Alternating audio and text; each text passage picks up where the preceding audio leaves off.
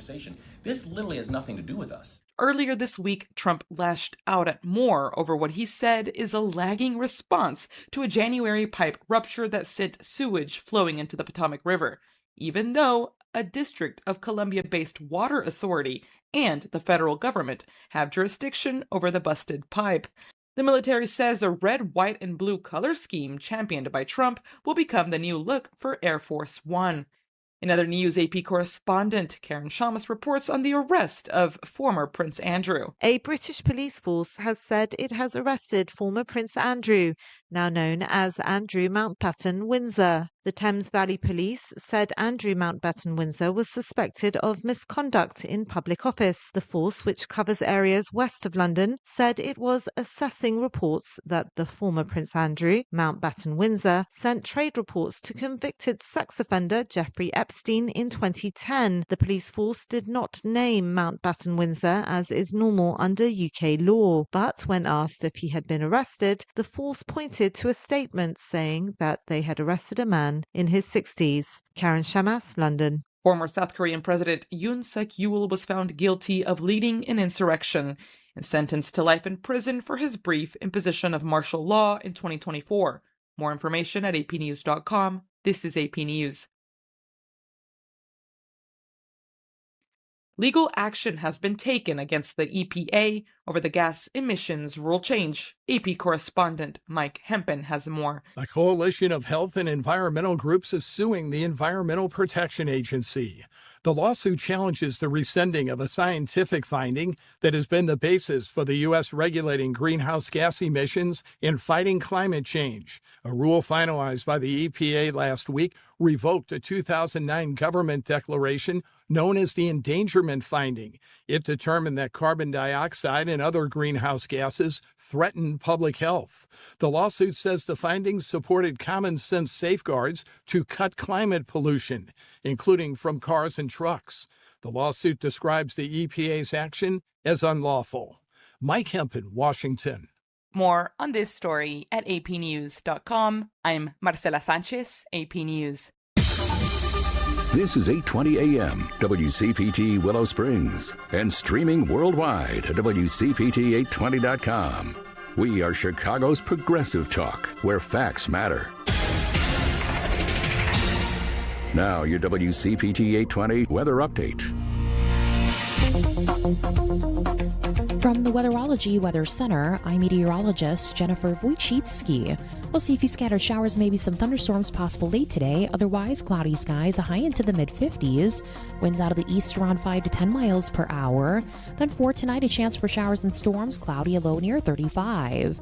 Friday, a slight chance for rain and snow mixing early. Otherwise, cloudy, high around 41 degrees. Saturday, partial sunshine, high of 39. That's your latest Chicago weather update. Currently, it's 41. Save big money on your next project right now at Menards. Turn on the tap and turn up the quality with Pentair water filters. They're built tough, engineered for performance, and designed to eliminate unwanted impurities and contaminants in your water to give you peace of mind and enjoy crisper, cleaner, and safer water. Check out all our Pentair products in store. Plus, check out our weekly flyer on Menards.com for more great deals happening now. Save big money at Menards. Hey Google, play WCPT. Streaming Chicago's progressive talk from TuneIn. Welcome to Choose Views with Richard Chu. Get ready to dive into a world of insightful conversations and thought-provoking discussions. As progressives, our job is to have an all-inclusive, full-on assault with all of our players. A show that focuses on moving our political, social, economic, gender, and cultural conversation forward. And all of our players means all of our players. It's Choose Views. And now, here's your host, Richard Chu. Good Thursday morning, progressives, and welcome to the February 19th, 2026 edition of Choose Views, 773-763-9278. Find my show on Facebook Live, TuneIn Radio, and YouTube. You can also email me at richard@wcpt820.com and follow me on X, Instagram, Substack, LinkedIn, Threads, Blue Sky, Spoutable, and yes, Facebook. Get some news I'll share with you guys in the next couple of days about Facebook, but I think it's kind of cool working with one of our Heartland people here on doing some new stuff. Catch all of our shows by subscribing to our WCPT podcast on Apple Podcasts, Spotify, and iHeartRadio. Get them, send them, review them. I will occasionally, when I see someone at an event, they'll come up to me and say, Richard, I love your show. I don't always catch it in the morning at 6 o'clock because it's early. And I'm like, yeah, we get it. You can go to, you can get the podcast, subscribe to them, and then that way you got it when you want it. There you can get, of course, Choose Views featured interviews, Joan Esposito, live, local, and progressive, Patty Vasquez, Driving It Home, and It's the Democracy Stupid with Edwin Eisendrath, Out Chicago, and our other great shows and interviews. Make your way over to heartlandsignal.com, our digital platform, as we always say. And what's happening over there right now? Wisconsin Dems are giving it to the Republicans in the state of Wisconsin, and we need to see more of that. We got a couple of good pieces over there from interviews that Joan did. U.S. Representative Delia Ramirez talking with Patty Vasquez. Great segment that Patty did with that conversation. And let's see. Yeah, just Dems doing the work, giving it to the Republicans, and that's where you can grab and share some more. Let's see, what's another one that we had? Yeah, there we go. Make your way over there, heartlandsignal.com. There's so many. I mean, I'm looking 1, 2, 3, 4, 5, 6, 7, 8, 9, 10, 11, 12, 17 things that you can share. You can't open up the Chicago Tribune. If you're a progressive liberal Democrat in Chicago, L.A., New York, Boston, Philly, Miami, Houston, Birmingham, Alabama, Bozeman, Montana, anywhere in the country, you probably can't open up your local newspaper and find 10 to 15 articles or stories on not only local politics, but as I say, how local impacts national and how national impacts local. You probably, maybe if you can, that's great. Good on the journalists at that particular market and the media outlets. But one of the great things about Heartland Signal is that you can get this all going to this one site and you can share it with so many different people.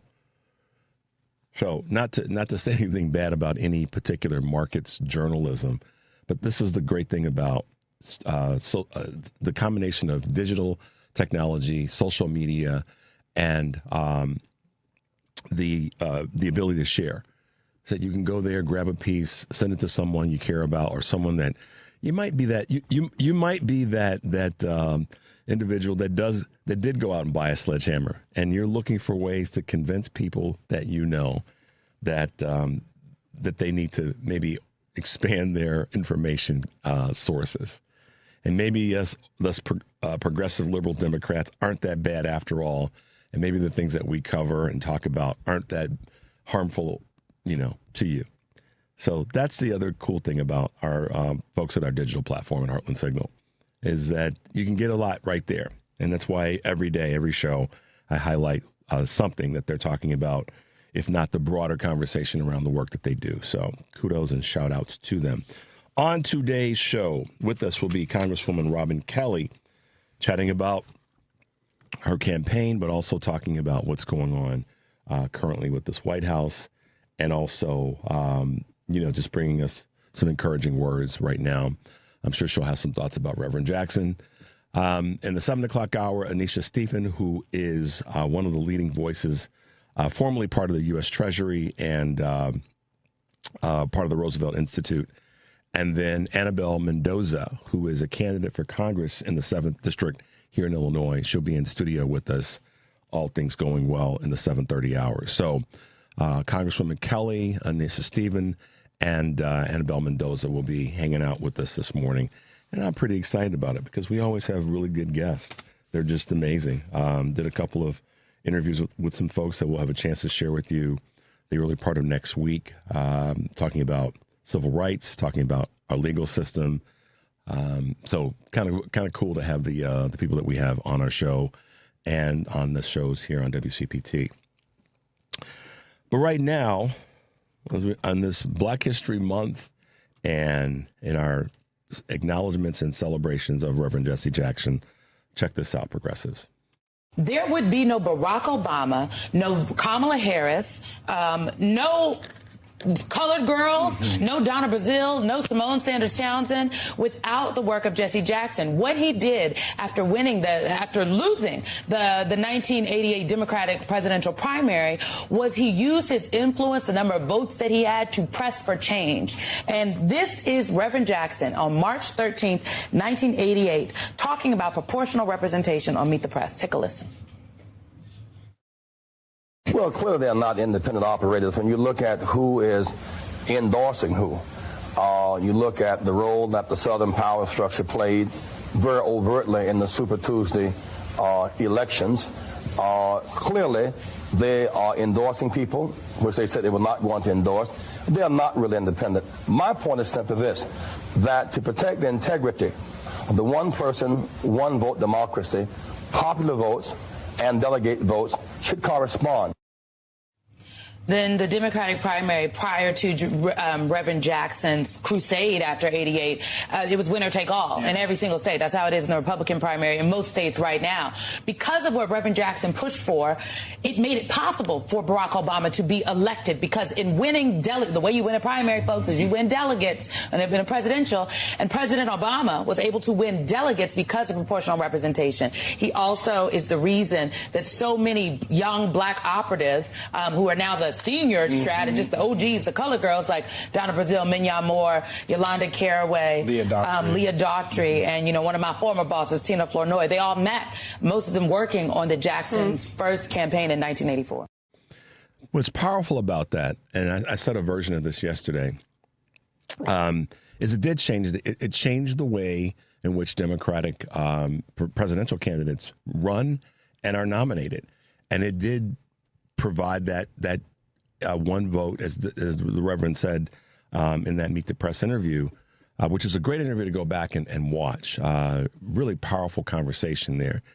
And I want to say something about the Reverend in that space. But the short version is, without that 1984 and then 1988 campaign, there's a lot of things that are going. I mean, and I've got issues with. Don't get me wrong. For those who want to say something about this, the Electoral College sucks.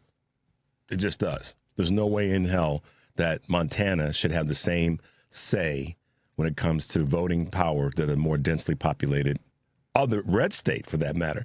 So this is what I always laugh. People go, "Oh, you're just trying to lean toward the blue states." Well, actually, Montana, population-wise, shouldn't have the same voting power as a state that had another red state. And when I say voting power, I'm talking about the number of senators. I know it's in the Constitution. I get all that. But these are some of the things that are part of the problem with our historical organization of our not only voting systems, but the way in which we vote through the Electoral College, but also the number of representatives that we have, both Senate and House, based on population. It's just it has to change, and I know that people want me to talk more about the Electoral College, and I will as we have more and more experts in that space. But here's the thing: we talk about that as a part of our voting problem. Delegates is also something that's a part of our voting issue, and I think that the big issue around what Reverend Jackson was trying to do is make sure that, one, people were registered to vote, that they went out and voted, that their votes were properly counted, and that they were represented fairly, both on the delegate part of this allocation as well as when it came to just the raw counting of votes. So there's a lot there, and we'll talk about it more and more. And as the year goes by, we're going to get closer to having more conversations about voting, voter suppression, and certainly the conversation around what do we do to fix the overrepresentation based on population in this country, because I felt that way for a long time, but we'll keep it moving right now. Reverend Jackson was always ready. This is the one thing that people that knew him and that hung around with him. I remember this was back in 2006. We went to a Chicago Bulls basketball game. They were playing against the Miami Heat. Great night. I got to meet some amazing NBA players, everybody from Bob McAdoo to Shaquille O'Neal to Alonzo Mourning, Dwayne Wade. I mean, it was a great night.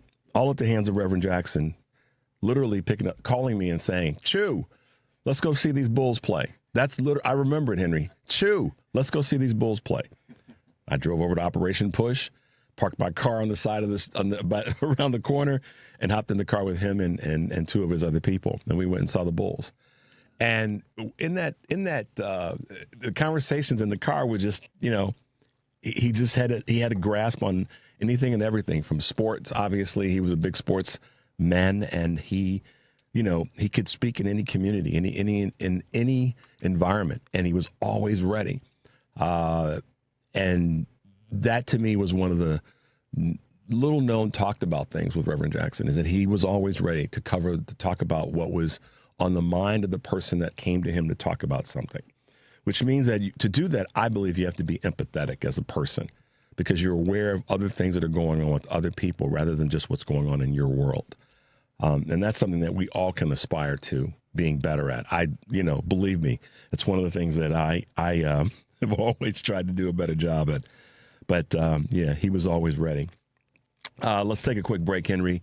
773-763-9278 is the number. You're listening to Choose Views on WCPT 820 in Chicago, WARR 1520 AM and 103.5 FM from Warren County, North Carolina. I'm Richard Chu.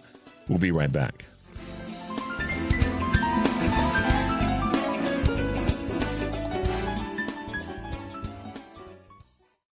Excuse me, miss. Can I ask you a question?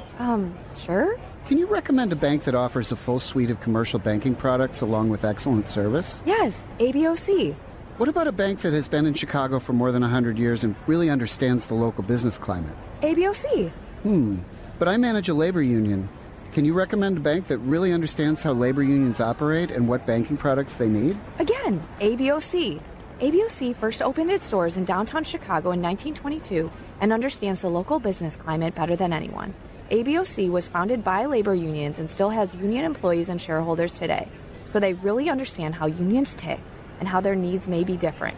But whether you're with a labor union or another type of business, whether you're large or small or something in between, ABOC will always make you feel like you're their most important customer. Visit ABOC.com to learn more. Wow, thank you, random person on the street. I'm going to visit ABOC.com today. Member FDIC. Hey Google, play WCPT. Streaming Chicago's progressive talk from TuneIn. Welcome back to Choose Views with Richard Chu. Hello there, folks. Welcome back to the show. 773-763-9278 is the number. Okay. Just bear with me on this. We don't want to justify, what we consider as not appropriate behavior or bad behavior, however you want to look at it. And then we'll get to a couple of Choose Views news items. But I was reading some stuff about just proportionate justice. And you guys remember the football player Michael Vick. Okay, Michael Vick was an NFL football player. Got into some trouble with some dog fighting and served some time. Okay. Now just put that on the burner for a second. And I'm probably gonna ruffle some feathers here. Dogs are dogs. They're not humans. But you guys realize, now they're living creatures, so nobody get bent. And what was done was wrong, and it broke the law. But do y'all realize that Michael Vick has faced more backlash for his dog incident than the people involved with Jeffrey Epstein? Nobody and we all love dogs and pets and animals. Nobody get it twisted. But think about that for a second. We're tap dancing around trying to find a way not to release the information on harm that was done to young girls, children, who we say we value. Yet Michael Vick caught more hell and served time in a shorter period of time of deliberation and legal due process for something that, based on the law, based on the rules, that's what was supposed to happen. I'm not saying, don't get me wrong, for those out there who want to, no, I'm not saying that based on the rules and the laws that should not have been the outcome. Could have been a different outcome, but it was what it was. I'm saying, let me be perfectly clear for the folks way up in the cheap seats, and Michael Vick caught more and faced more backlash for his dog incident, for this awful situation in that space, than people involved with Jeffrey Epstein for taking advantage, raping, abusing, mistreating those which we say we love and protect. That's a doggone shame. That's a damn shame. I knew Henry was going to laugh at me for that. He's like, I could see Henry going, he's welling up to say what I think I know he's going to say. Sorry, Henry. That's all good. But that's a doggone shame, y'all. It just is. It just is. Now, I did see that Prince Andrew got arrested. Is that true? Did I catch that right? He got arrested. But the folks outside of this country are doing a better job at holding folks accountable for this than people right here in the United States. Yet we're the bestest, the baddestest. He did? Yeah. Mike just signaled bracelets. Through the glass, Mike Mercado just walked up to the glass and put his hands up like he's like bracelets. Y'all know what that means. Listen, guys, I just feel that, that's a, just think about that for a second. Just let that resonate for a moment. In any event, let's hit them with a couple of Choose Views news items on this February 19th, 2026. Affordability worries drag on home builder sentiment. The ripple effects of affordability are taking a toll on home builders' confidence to start 2026, according to February's National Association of Home Builders Wells Fargo Housing Market Index. The confidence gauge for newly built single-family homes fell to a 5-month low of 36. A score is below 50 signal industry negativity. The survey cites high land and construction costs, as well as challenging housing prices to income ratios for downsizing. Reuters notes that the gauge has been below the 50-point threshold for 22 consecutive months. Employers turn to cost-sharing programs for GLP-1 drugs. Employers are looking for ways to offer weight loss medications without bearing the full cost, are turning to cost-sharing programs through telehealth providers. For example, eMed is partnering with CVS Caremark on a model that lets employers subsidize medications like Ozempic, according to Axios, providing the most cost-effective price point. Consulting firm Aon piloted a similar program last year, and Weight Watchers subsidizes up to 75% of their employees' GLP-1 drug costs. Snap is launching a paid creator subscription to spur on growth. Snap, a.k.a. part of the Snapchat family, the new Snapchat feature begins testing on Monday of next week and will allow creators to charge their most engaged fans for exclusive content like photos and videos. CEO Evan Spiegel is pushing growth after reporting a decline of 3 million daily active users to 474 million last quarter. Apple is leaning into wearable glasses and a new pendant in their AI push. So what they're trying to do, they're stepping up work on 3 wearables powered by artificial intelligence for all you Apple heads. Smart glasses, a camera-equipped pendant, and enhanced AirPods. In a bid to close the AI gap, I should say, with rivals like Meta. All three devices will utilize the company's Siri digital assistant with cameras of varying quality, providing signals to inform the AI's actions. While sales of Apple's signature phones remain robust, the company has struggled to integrate AI into its devices. And last but not least, Palantir. I'm always keeping an eye out on this company because of the way what they have done and are attempting to continue to do with our federal government and the contracts. They're already deeply embedded in things in the UK and other parts of the world. But Palantir has moved its headquarters from Denver to Miami, saying this week that they wanted to move to the Magic City because they're being lured by taxes and good weather. Some of you may know Citadel, which was here in Chicago, hedge fund, decided to move down to Florida. Miami specifically. Apple and Amazon and other big players are in the tech area, particularly, are expanding their offices in the city. A lot of people are saying it's because of the tax-friendly environment and the good weather. Okay, well, the tax part, that's a reality. The good weather, yeah, until a hurricane blows through.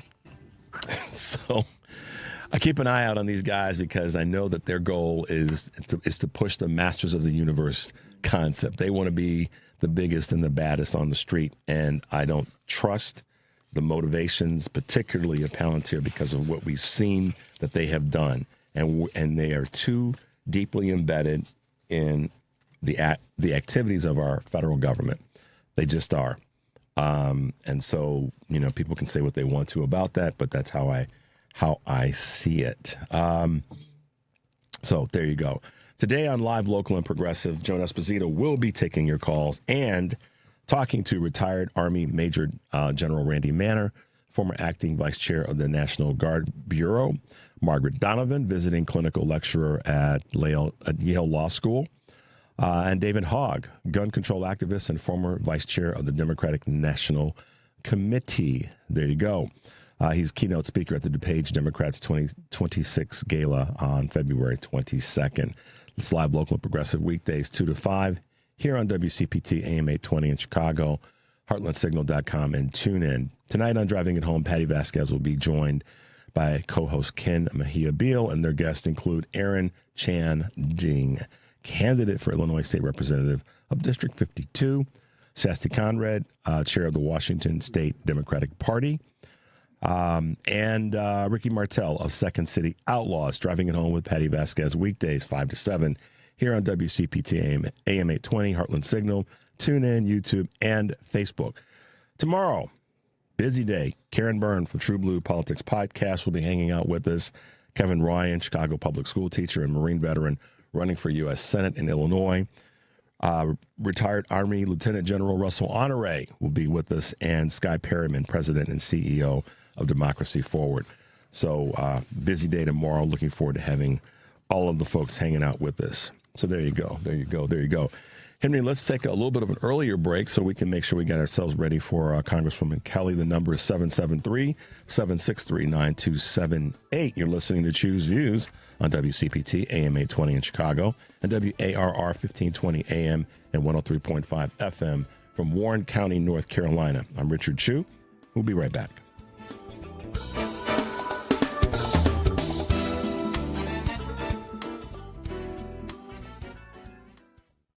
Check up on health with Chris Whitting. You might think being 100% honest with your doctor is not a big deal. But Dr. Angela Fagerlin from the University of Utah disagrees. I think it's critical that patients understand what can be the impact of not being honest with your providers. For example, if a provider recommends adding a new medication, it could be that the patient's already on 3 or 4 medications and either can't afford it or don't want the hassle, right?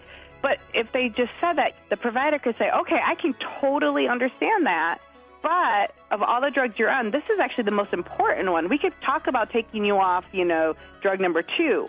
And so to open up those conversations. So patients need to understand that there can be really big implications and consequences of not being honest. Dr. Fagerlin stresses that doctors must foster openness, and patients should feel empowered to share honestly, even when it's difficult.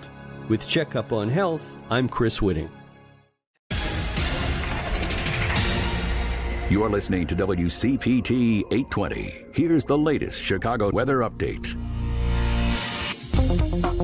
From the Weatherology Weather Center, I'm meteorologist Jennifer Wojcicki. We'll see a few scattered showers, maybe some thunderstorms possible late today. Otherwise, cloudy skies, a high into the mid-50s. Winds out of the east around 5 to 10 miles per hour.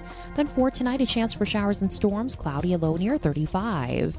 Friday, a slight chance for rain and snow mixing early. Otherwise, cloudy, high around 41 degrees. Saturday, partial sunshine, high of 39. That's your latest Chicago weather update. Currently, it's 41. WCPT 820, Chicago's progressive talk, where facts matter. Welcome back to Choose Views with Richard Chew. Yes, guys, welcome back. A couple of interesting text messages this morning, as is always the case. But you know what? We keep moving forward. That's what we do. I have been so honored to have so many of our congressional leaders on this show and to talk with them about what they're working on, what they're faced with, how they're doing, how they're navigating. And in particular, we here at WCPT, we're honored and blessed to have our Lieutenant Governor, one of our congressmen, Roger Krishnamurthy, and this phenomenal Congresswoman, Robin Kelly, as part of our Senate forum and debate a couple of Fridays ago. And with us this morning, once again, is Congresswoman Robin Kelly from the 2nd Congressional District here in Illinois. Good morning, Madam Congresswoman. Hope you're well.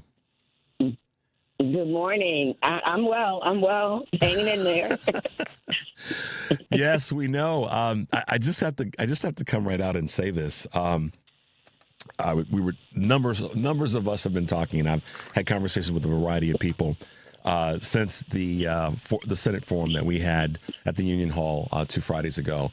And many people said that the conversations that day got a little spicy, and so it was great to see the three of you talk about the issues that are important to everybody and the positions that you all have taken and that you represent proudly. So I just want to first give a shout out to all of you for having the strength and courage to do that and be part of that forum that we were able to put together. But I also want to thank you for doing what you do, which is continuing to speak your truth and just letting folks know where you stand. And I think that that's what so many voters throughout the state of Illinois and frankly throughout the country want to see from folks running for office, folks that hold office that are running for different offices like you are. So thank you for that, and thank you for being the leader that you have been for such a long time. Thank you. Got to speak my truth. Yes, you do, and yes, you have. You have called out the super PACs. You called out the money that's some people label it as the dark money, and right. Let's talk about that, because you really have you have not leaned away from the mirror on that. You said you've really been pressing in that space. Right. Well, when you say I'm not taking corporate PAC money, but you take money from the millionaires and billionaires of those corporations, that just seems very phony to me and like I said, hypocritical. And then also the idea that you've taken $5 million plus from one person, and then you talk about who people are going to be accountable to. I mean, frankly, I'm getting to the point that it's like that person is trying to buy the race.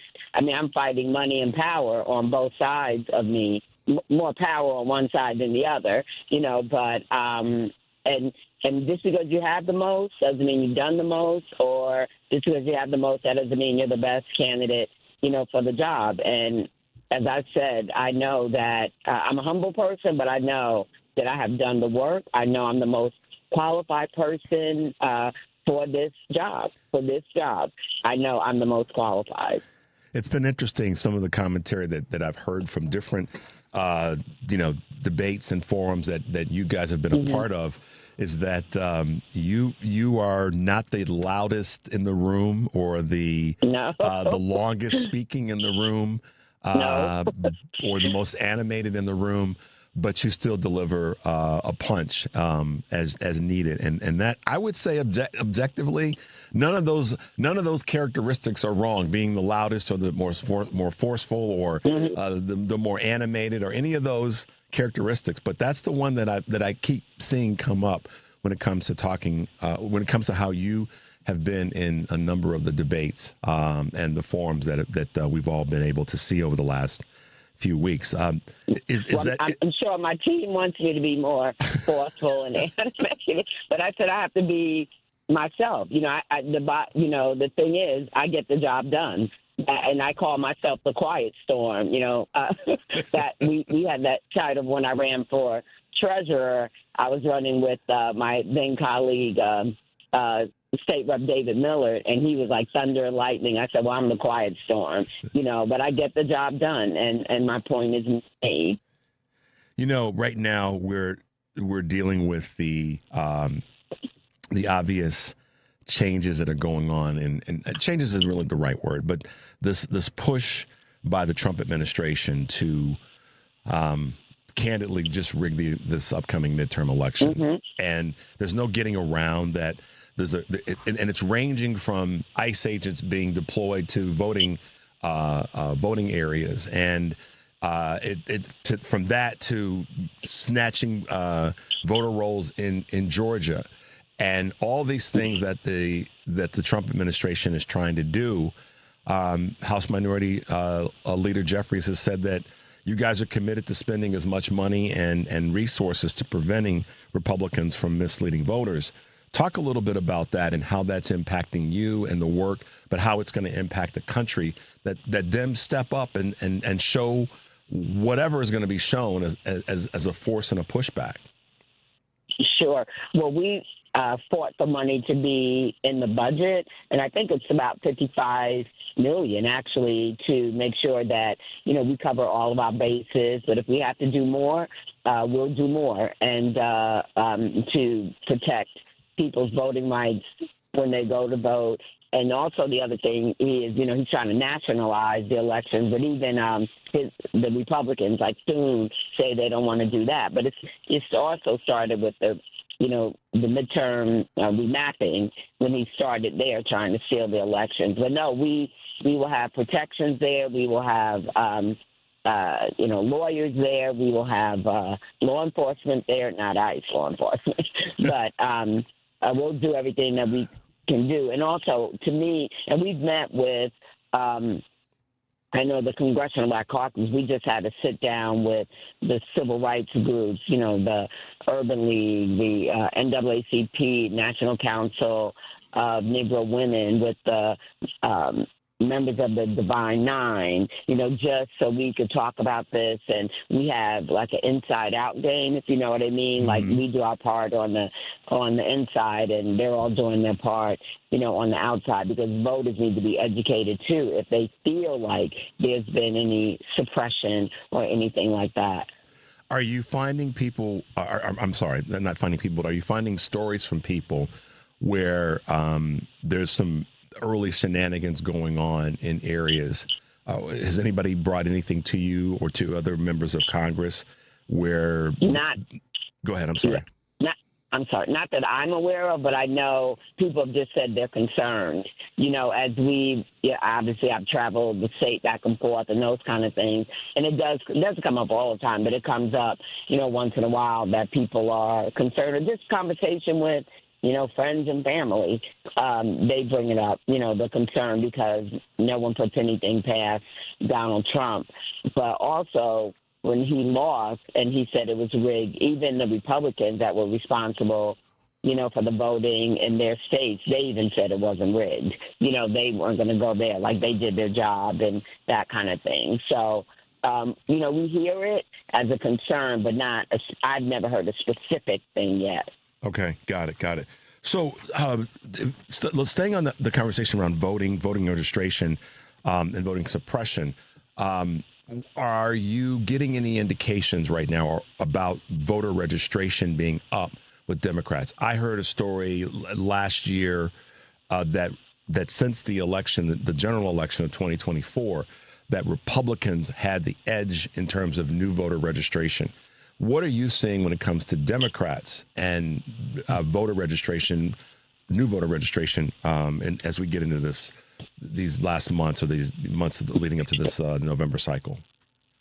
I question if they still have the edge because we've won just about every special election. We did so well November 2025. I mean, we have Democrats in seats in Mississippi, in Georgia, in Pennsylvania, and not Philly or Pittsburgh, but in the middle, of the country. And then we just flipped the seat in Texas that he had won by 17 points, and I think the person that won by 14. So that's flipping over, 30. And so Democrats are definitely coming out, and and of course, every cycle you get a new group of 18-year-olds, and they're definitely not voting for him, because of all the things that he's done. And I believe also that we're flipping some independents too, and not flipping them; they're still independents, but they're voting. But I question if they have the edge because that's not showing up in elections. At least now, yeah, and the federal elections that have been special elections that's bearing itself out, and then to your point, some of the state legislative elections, which you were a member of the Illinois state legislature before going to Congress, and that again is a foundation so critically important right now to us rebuilding our brand and us rebuilding where we are as a voting bloc is to make sure that we I think that's probably as much as anything right now, Congresswoman, something that more and more people are paying attention to is that we're winning these state elections. We're winning these state and local stuff as well that says that there's more there than meets the eye.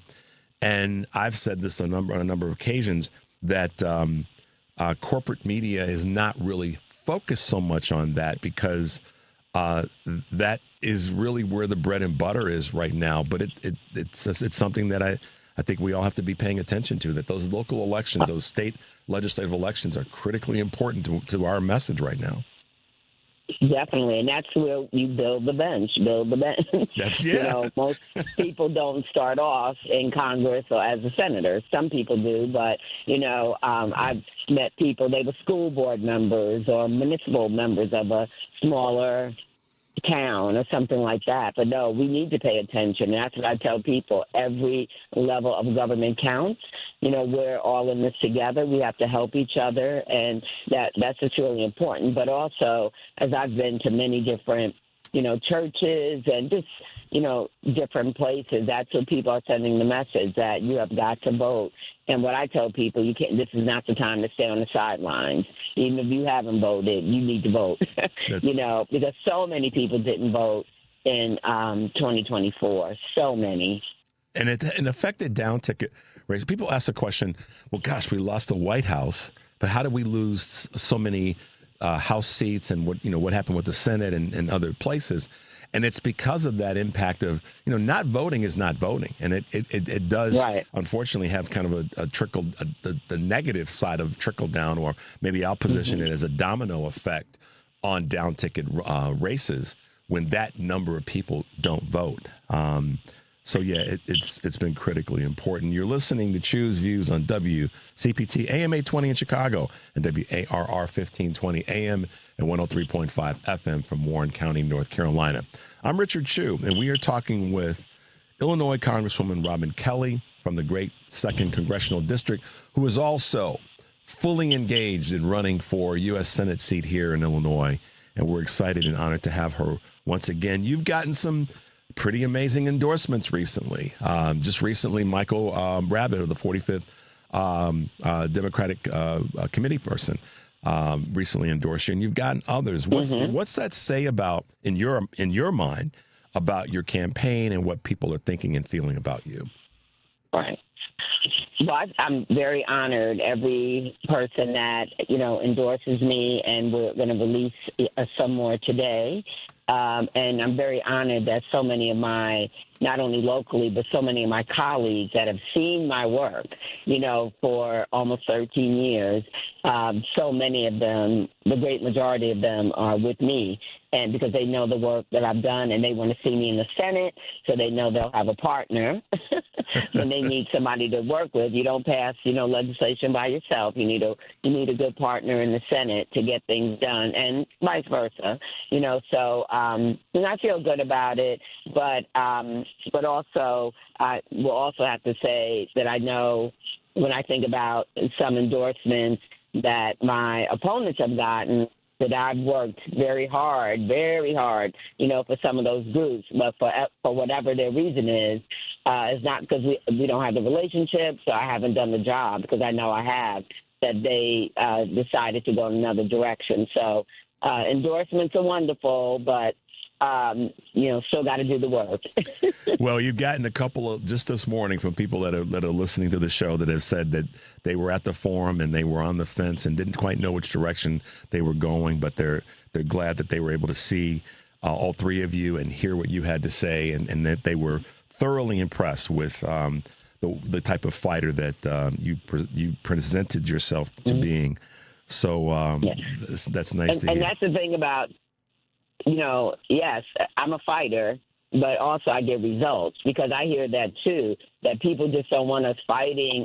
They want results. Fighting is fine, but they want results and, and accomplishments, and they want to move the country forward. And that's what I'm about. I don't have to be the loudest person in the room, but I'm the most effective person in the room. And actually, I have been found to be one of the more effective legislators in my time, in Congress, and that's what counts, bringing, uplifting the country, uplifting the state, and uplifting, my district. And you've definitely done that. There's some fissures breaking, and there's some questions about how unified the GOP is right now, and some of the internal divisions have become more and more public, and obviously their cult leader is at the tip of the spear of that. What are you seeing that you can talk about? And again, I'm not going to throw you out there on the to have to talk about something, but what are you seeing that? And the reason I'm asking the question this way, Congresswoman, is people, I believe, when they hear certain things, they're like, okay, is it real or is it not? But someone that has the windshield that you do, are you seeing, and if you are, what do you think are some of the impacts of these fissures, this sort of breaking inside of the Republican Party, inside of the GOP? What are you seeing? Well, I think from the very beginning, despite how those guys and women on the other side, since you told me not to call them colleagues, but that they didn't think, a number of them didn't think what Trump was doing was right, but they just went along the program. They have ceded their power, ridiculously. But you can see cracks in the armor just from what happened with the ACA tax credits. 17 of them, 17. I was shocked myself, joined with us because they know that maybe people didn't like Obamacare, but they love ACA, and people don't want to see that go away no matter how you vote. So they join with us. Even the Epstein files, first it was the worst thing in the world, and then everybody but one person joined. I think it went out with 430-something votes because we're not fully staffed, but so they joined with us there. And then even with my impeachment filing, we spoke to someone that has a really good relationship with some of the Republicans, and he said that he thinks, if it continues, that there might be some crossover there because they see Donald Trump as damaging, especially if you're a Republican in more Democratic states. Yeah. Like in New York and California. Illinois, they haven't budged, but also the way the remapping went, they're so vetted in Republican areas. You know what I mean? It would be hard to get them out.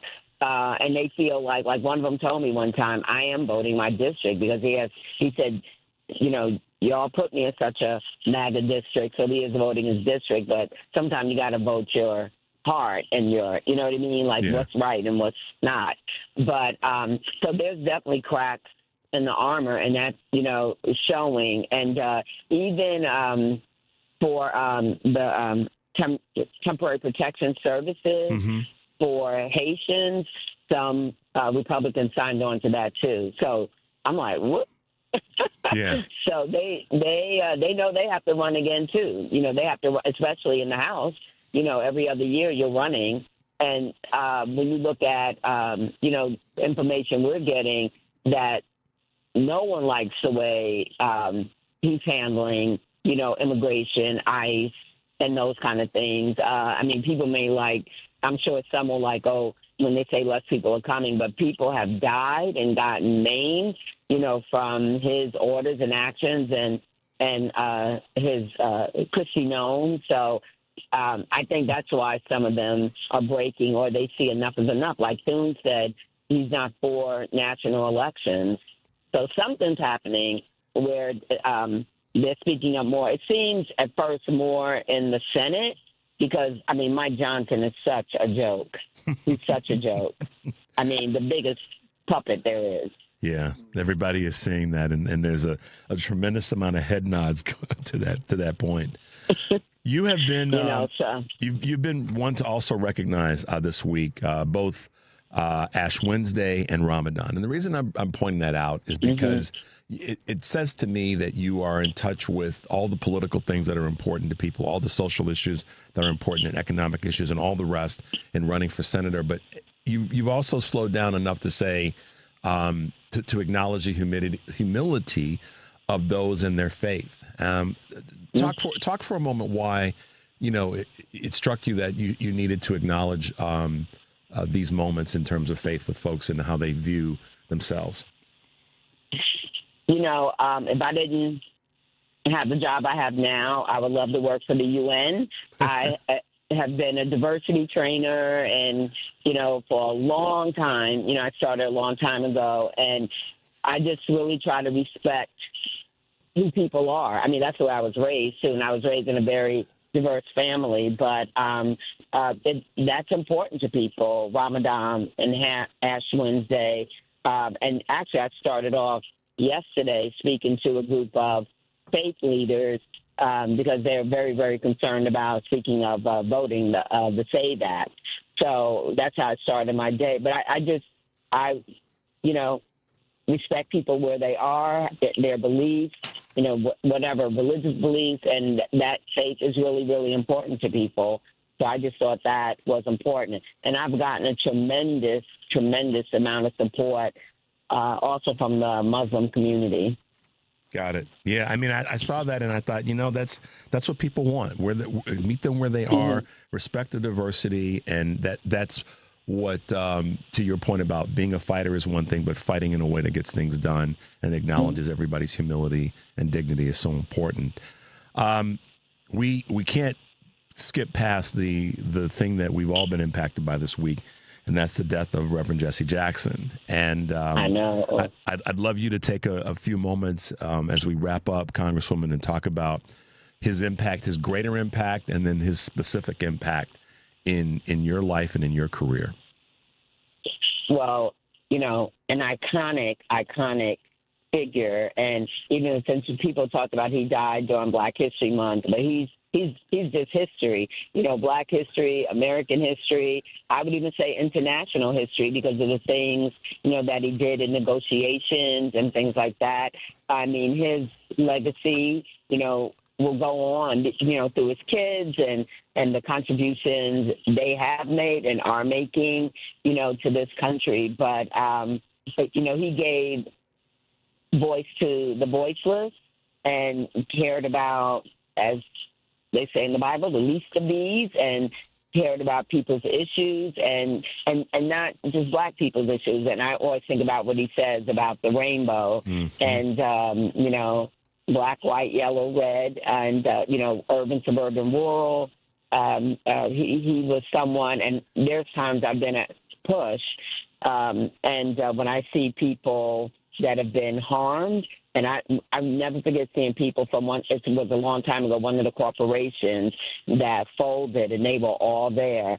And most of them were white that were there seeking, his help. So he helped a lot of different people from a lot of different, arenas. And by him also, he and Chauvitism running for president, that, that gave hope and faith, which played out that, we too could have a black president. We haven't gotten a female yet, but, that we too, that there is hope. And when I always think about keep hope alive, because my dad said that all the time, and keep the faith, that was Adam Clayton Powell. But and for me personally, I remember when I first ran for state rep, and I walked into a church, and my opposition was there also, and he was there waiting for me, and had my back. And then we went to this is in the south suburbs, and I remember walking through the mall together and him greeting people.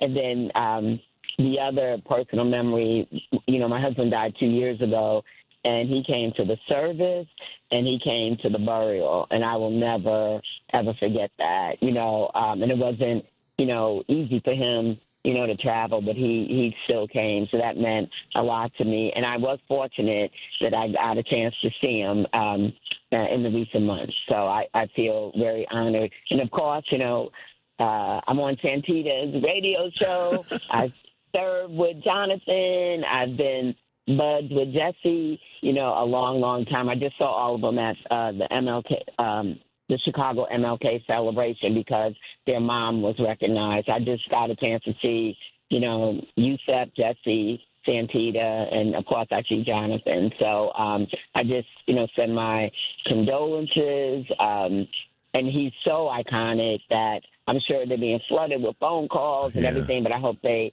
have a chance to have a little peace for themselves. My sister shared something with me years ago, Congresswoman, that when someone passes away, we all rush to the front of the room to support the persons, the most immediate family members, the spouse, the parents, children, and the siblings and all the rest.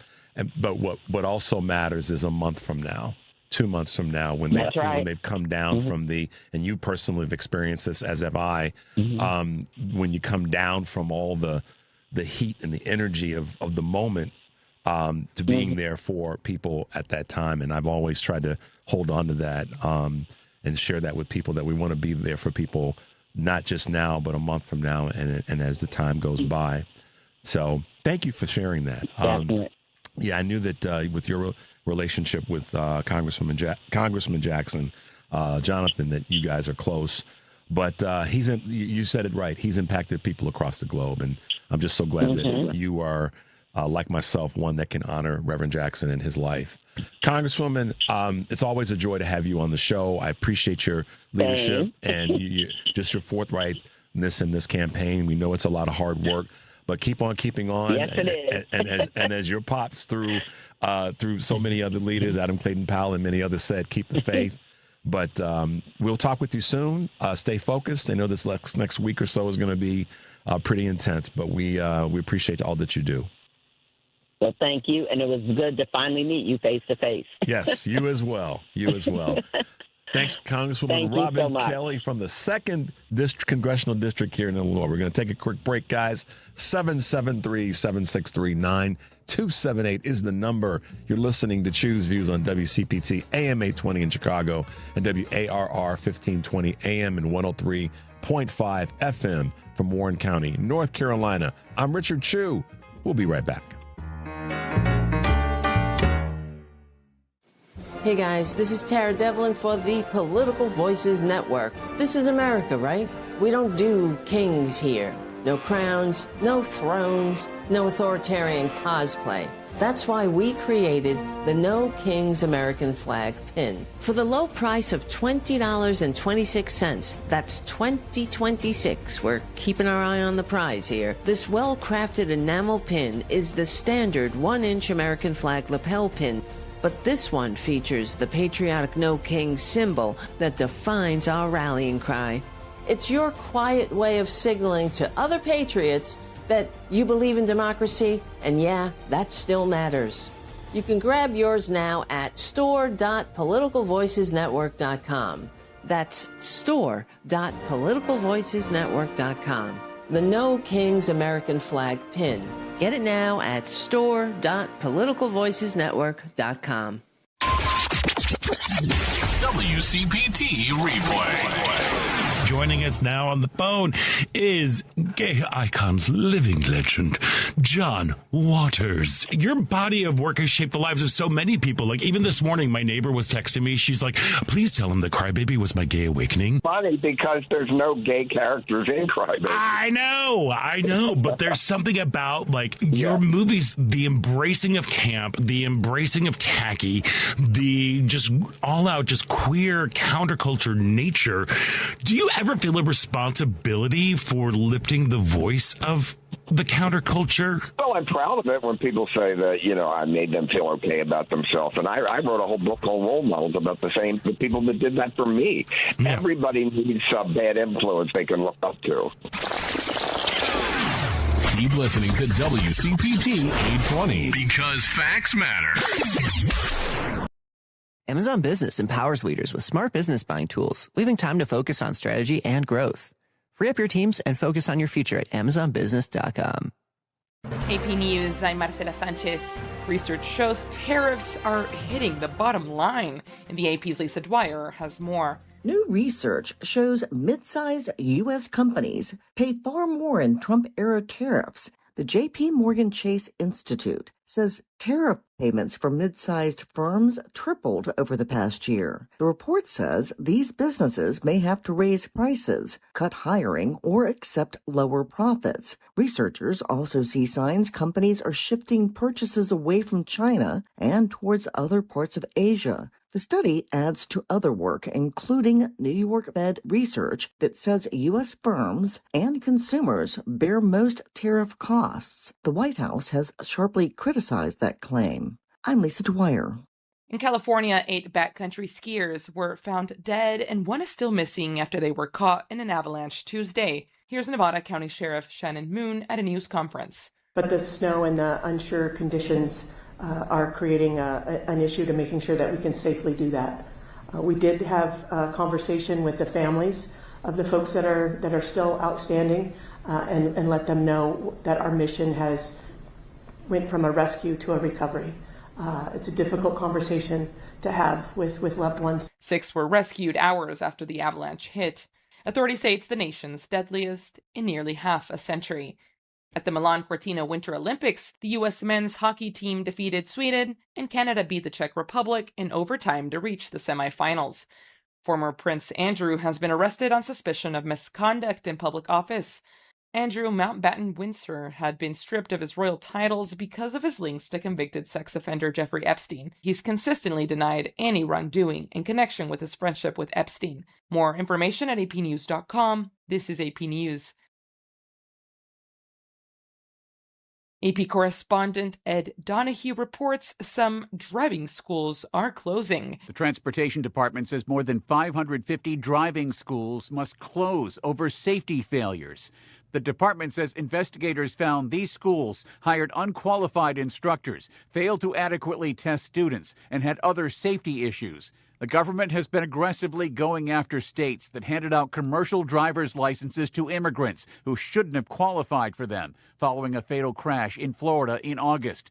Both the American Trucking Association and the Owner-Operator Independent Drivers Association praised the decisive action to shut down what it called sham schools that aren't meeting basic safety standards. Another 97 schools are currently under investigation for compliance issues. Ed Donahue, Washington. More on this story at apnews.com. I'm Marcela Sanchez, AP News. This is 820 AM, WCPT Willow Springs, and streaming worldwide at WCPT820.com. We are Chicago's progressive talk, where facts matter. Now, your WCPT 820 weather update. From the Weatherology Weather Center, I'm meteorologist Jennifer Wojcicki. We'll see a few scattered showers, maybe some thunderstorms possible late today. Otherwise, cloudy skies, a high into the mid-50s. Winds out of the east around 5 to 10 miles per hour. Then for tonight, a chance for showers and storms, cloudy, a low near 35. Friday, a slight chance for rain and snow mixing early. Otherwise, cloudy, high around 41 degrees. Saturday, partial sunshine, high of 39. That's your latest Chicago weather update. Currently, it's 39. Hi, I'm Pat Hines, candidate for Cook County Assessor. Cook County families deserve stability, not confusion and surprises. After 8 years of promised reform, taxpayers are still facing late bills, sudden tax spikes, and ongoing uncertainty. The Chicago Tribune uncovered hundreds of millions of dollars in property missing from the tax rolls, shifting the burden onto you. When assessments are wrong, families pay more than their fair share. It's time for accuracy. It's time for accountability. Paid for by Hines for Assessor. Here's the tale of Tina, searching up and down for decent GLP-1s, but got spun around. Till GoodRx wrote in, hey, we got something new. GLP-1 prescriptions, all FDA approved. Brand name meds, no flags that are red. Clear pricing from the start. None of those hidden fees in your cart. Delivered to your door or pick up same day. Darn tootin'. Save time and money on prescriptions. I put it to goodrx.com/weight loss. GoodRx is not insurance. This is WCPT 820, where facts matter. Richard Chu's got his eyes on the truth. And you're right where you need to be. This is Chu's Views. Hey guys, welcome back to the show. Thanks for being with us this morning. Oh, I'm knocking papers off. Hold on. Papers flying everywhere. Oh my goodness. Congresswoman Robin Kelly, one of the leaders that we need. We have a great bench. We just do. And she talked about that in terms of local elections and the importance there. And she's part of a great bench of candidates running for the U.S. Senate seat. Great bench, great leaders, people that are working to get better. Not perfect, but always trying to strive to get better. That's one of the things that Reverend Jackson talked about all the time. All the time, y'all. We aren't perfect, but we're striving to get better. Those are my words, but it's the interpretation of the meaning that he had in so many of his speeches, whether they be to 10,000 people or to two folks sitting, at the table or, wherever. I can tell you that, and that's who we have to be. And to get there, it takes some folks who are smart and are willing to be committed to their craft. And that's one of the reasons that I like some of the guests that we have that aren't politicians, but they're politically adjacent. They put in a lot of hard work, Henry and Mike, to learn and be aware of what's important to us. Our next guest this morning, Anisha Steephen, is one of those people. She, I say I love being in a room with smart people that's smarter than me because I learned something. And with us this morning is Anisha Steephen, who is former senior advisor at the U.S. Department of Treasury, but as a fellow at the Roosevelt Institute. Good morning, Anisha, and welcome to Choose Views on WCPT here in Chicago. Good morning, Richard. Thank you so much for having me this morning. Absolutely. Listen, I mean, you are one of those people. You've put in the time. You've worked with so many folks in terms of policy, but more broadly, just in terms of understanding. I talk about this when it comes to civics, understanding how our systems work. And you've really been one of those voices that's just been radically different. You're like, we can approach our policies, particularly when it comes to economics and even more specifically taxes, in a different way, in a way that is balanced for so many people, and uncomplicate the system.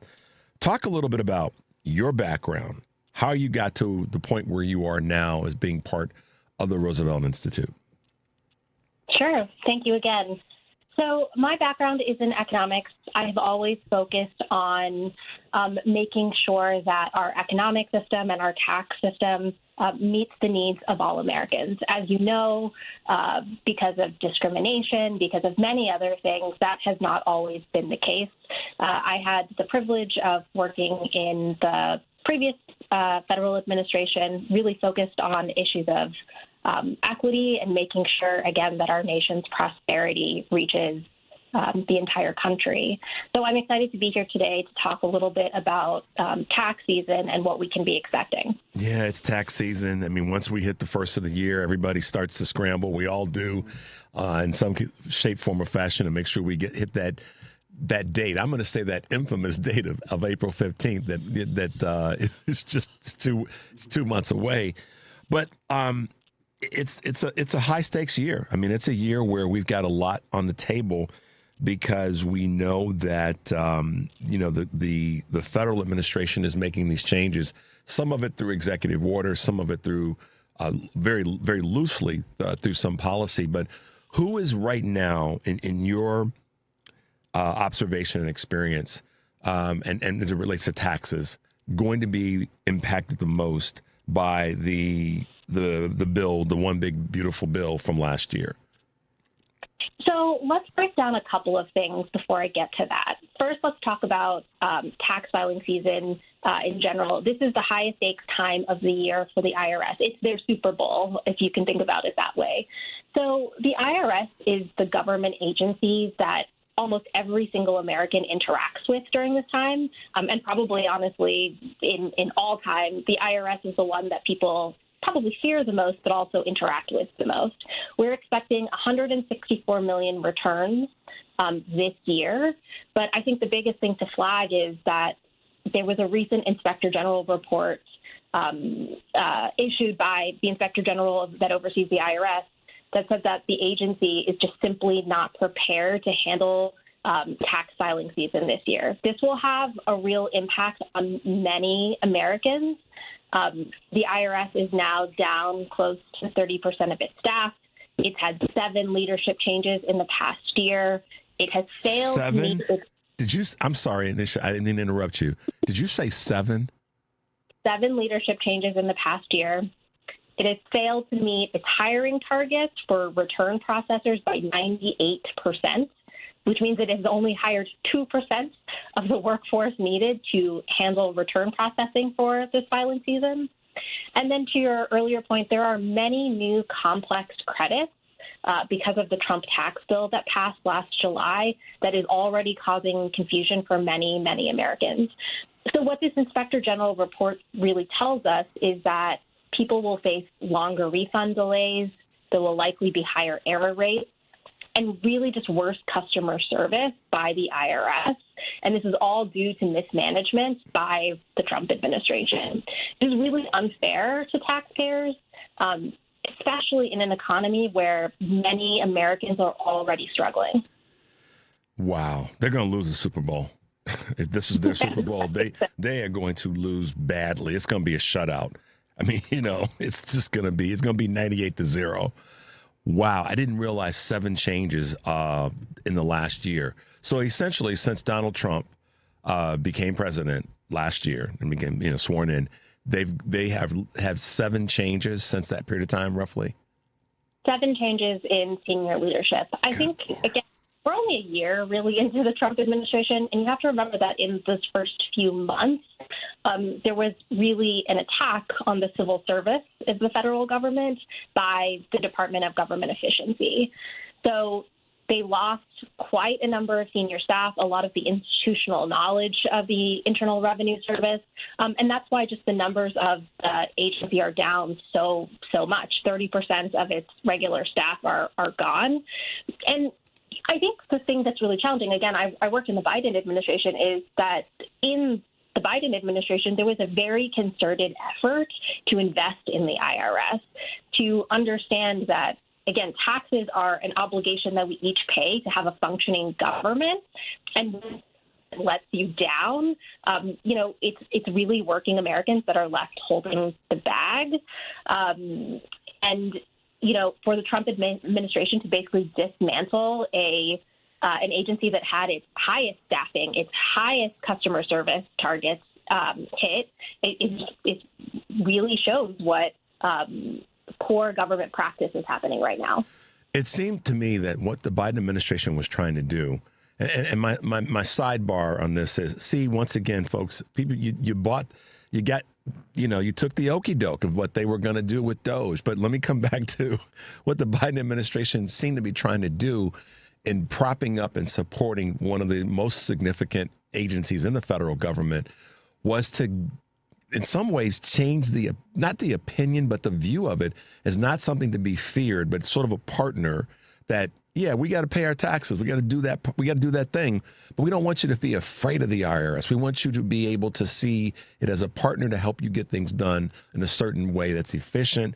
And many people, you know this better than most, Anisha, they look for their tax return because they did do it the right way. They look forward to it because it's a part of their planning for the next part of the calendar year. And that, to me, was the optimistic approach that the Biden administration was trying to take. And this fool and his cronies, tore that down. So now there's less confidence, again, in the IRS. Is that crazy or what? I mean, I think that's exactly right. I think Donald Trump is, taking on a decades-long war against the IRS that has really been a strong point of the conservative movement. But I think has certainly taken it to another level. And yes, the Biden administration's goal was to rebuild faith in the Internal Revenue Service, again, because, your taxpayers or your tax dollars go to fund a functioning government. And also that your tax system is one of the biggest ways that families can get sort of financial security, economic stability. It has been this source of wealth. It has been a source of economic security for many, many Americans, but also sort of a boogeyman to others. And changing that reputation was really important. And I think we've reversed course. I think with the One Big Beautiful Bill and even all of these challenges of IRS staffing, the people who will feel it the least are wealthy taxpayers, people who evade taxes to begin with. Mm-hmm. And everyone else who pays their taxes on time, who actually needs their taxes to be able to get through the year, refunds, those are the folks that will be impacted. Yeah. Thank you for that. You're listening to Choose Views on WCPT, AM 820 in Chicago, and WARR 1520 AM and 103.5 FM from Warren County, North Carolina. I'm Richard Chu, and we are talking with fellow of the Roosevelt Institute, Anisha Steephen. Anisha, with the number of federal what are they called? Investigative agents that are part of the IRS, that's down, and staffing's down. Did I read this correctly that many of them were reassigned to be part of immigration? Is that help us understand? Is that true, first of all? And if it is, walk us through that. Yes. So last year, there were a number of reports, including from Homeland Security, that ICE agents had been working in conjunction with the IRS evasion experts and agents. So folks had been reassigned from the IRS to go to the border and work with Homeland Security. This is part of sort of a broader executive branch decision to surge resources towards immigration enforcement. But again, that takes away capacity from a very important function at the IRS, which is to make sure that all Americans are paying what they owe the federal government, including our wealthiest, who often go without paying what they owe and their fair share of taxes to Americans. So the tax system right now, one of the tools that was available for so many people is just a way of being able to file your tax returns for free. Talk about how the IRS back in the fall they eliminated this procedure. Is that correct? Yes. So there's a tool that was called Direct File that was put in place by the Biden administration, but honestly had been in the works for many, many years and been advocated for decades by many. Really that there are many paid preparers out there that take advantage of so many Americans. You're paying hundreds of dollars in order just to file the taxes that we all owe the government already, and that the IRS actually has the most information about you and should be able to help you file your taxes for free. So Direct File was the sort of first iteration of that, the pilot. It had very high satisfaction rates. Turns out people like being able to file their taxes for free and be able to hear directly from the IRS when they have questions. It was really, really successful in the years that it was available, and it was eliminated by the Trump administration this past year. So it's not available right now for filing season. But there are many states who do have free filing systems that, I would encourage folks to use if they can. Got it. Talk a little bit about what's fair or unfair about our taxes in general, particularly on a federal level, and then maybe you can give us some insight on the conversation around progressive versus regressive taxing for middle income families and lower income families. Sure. So when we think about taxation in this country, we do often think about progressive versus regressive. Progressive taxation means that it is scaled towards your income, so that if you have a higher income, you are paying more in taxes. There are many reasons that this is probably the best way to have a tax system. It means that everybody is contributing fairly and proportionally to having a functional government, to having a society where people are able to survive and thrive. Again, the IRS is the largest administrator of many types of benefits, whether it's the child tax credit or the earned income tax credit, things that many working families need in order to get through the year. So when you hear things like tax the rich or greater tax on the wealthy, it's really that a certain percentage of Americans are not paying proportionally to what working families pay. This has been a challenge over the decades to, again, keep taxes at a level that, again, is proportional, is fair, is just. And when you don't have progressive taxation, and particularly when the IRS can't enforce compliance on taxation of wealthy, of tax evaders, of folks who are, using offshore accounts and all of these things. This is what the investigators do at the IRS. You get a disproportionate number of audits. You get a disproportionate number of tax breaks that go to the wealthy, and audits that harm low-income families and people of color. So you see that in the data. There was a lot of data released during the Biden administration that, again, audit rates in times where enforcement was taken away, usually in conservative administrations, certainly during the first Trump administration, the tax gap, which means what wealthy individuals owe that they're not paying, increases dramatically, and audit rates on low-income families and people of color increases at the same time. So it really is working families who bear the brunt when the IRS is managed poorly, when tax policy favors the wealthy. And really, that's just not fair, right? All Americans are paying their taxes, and some of them are being harmed by that system. Yeah, it's viewed by so many people, when I've done some research on this in years past, that over 60%, almost 70, high 60% of Americans view that our federal tax system is unequivocally, can't say that word this morning, unfair. And unfair in the sense that it just doesn't take into account all those things that you just mentioned, that people who have higher incomes are given so many more opportunities to skirt paying taxes, yet alone paying them in a proportionate share. So it's two different things: skirting and not a proportionate share. What are you seeing in your research on that data? Being is that real? Is that a real assessment or percentage, or are those numbers off? I mean, I think that's correct. I think the tax code has become really complicated in order to skew to protect the wealthy, right? Like, the tax should be our social contract between the people and its government in order to, again, have a social safety net, have government services that everybody can access. And that just isn't the way that the code has shaped up, let alone the actual act of paying your taxes.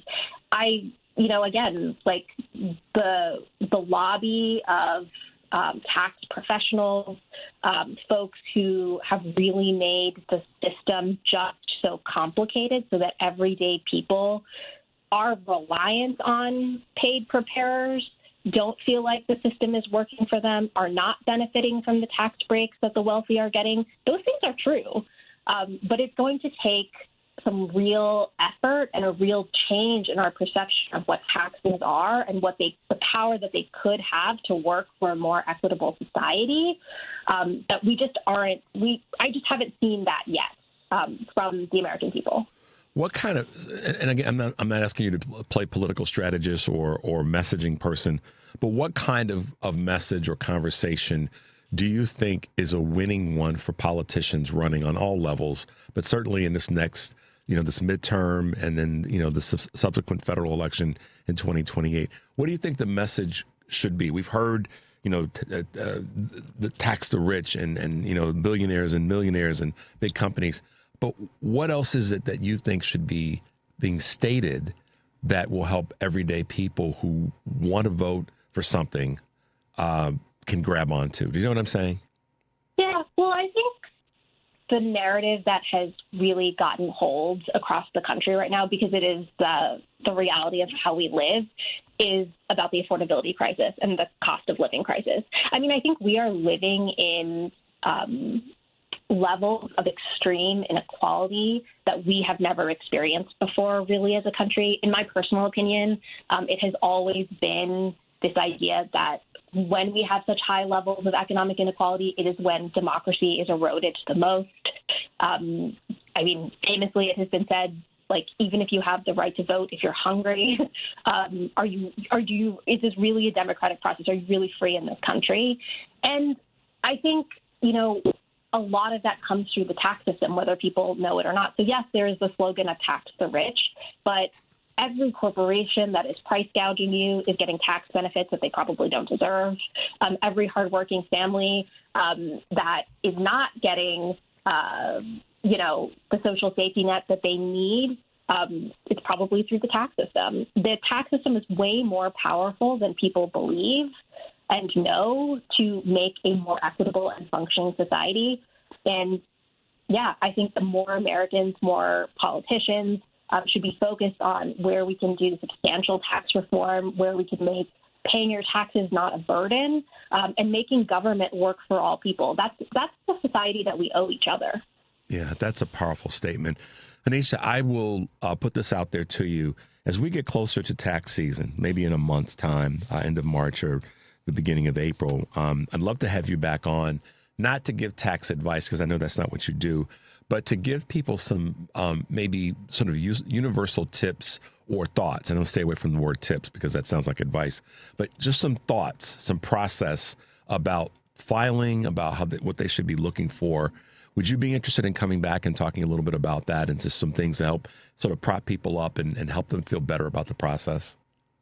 Absolutely. Happy to come back and join anytime. Just a couple of very quick things, though, to help folks as they are preparing taxes. If you can file electronically, please do that. There's a lot of paper backlog at the IRS right now, so paper filers will expect significant delays. Just a note that the IRS is no longer providing paper checks. So if you are an unbanked person in this country, which there are many millions of Americans who do not have bank accounts, you will need to have a bank account in order to get a refund this year. And then again, expect long waits if you call the IRS and have questions. So just be prepared for all of that over the next few months.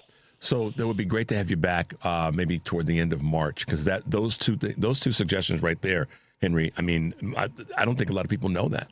So, Anisha, we'll definitely reach out in a couple of weeks to get you rescheduled, because I want people to know more about what you just talked about and some of the things that will help make this process a little bit less difficult for people now that we've got a reduced staff and all the things that you talked about at the beginning of the segment. So, Anisha Steephen, who is one of the leading voices and certainly someone that I'm now a new fan of when it comes to talking about taxes and tax policy, a fellow at the Roosevelt Institute. Thank you so much for being with us this morning. I appreciate it, and I know our listeners all over the country do as well. Thank you. Have a great day. Bye-bye. All right, let's take a quick break, guys. 773-763-9278 is the number. You're listening to Choose Views on WCPT AM 820 in Chicago and WARR 1520 AM and 103.5 FM from Warren County, North Carolina. I'm Richard Chu. We'll be right back.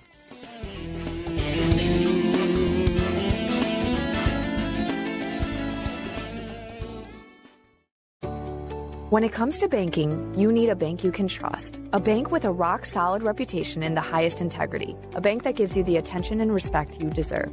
ABOC first opened its doors in downtown Chicago in 1922, and we've made our name on deep expertise, best-in-class service, and a strong commitment to our customers.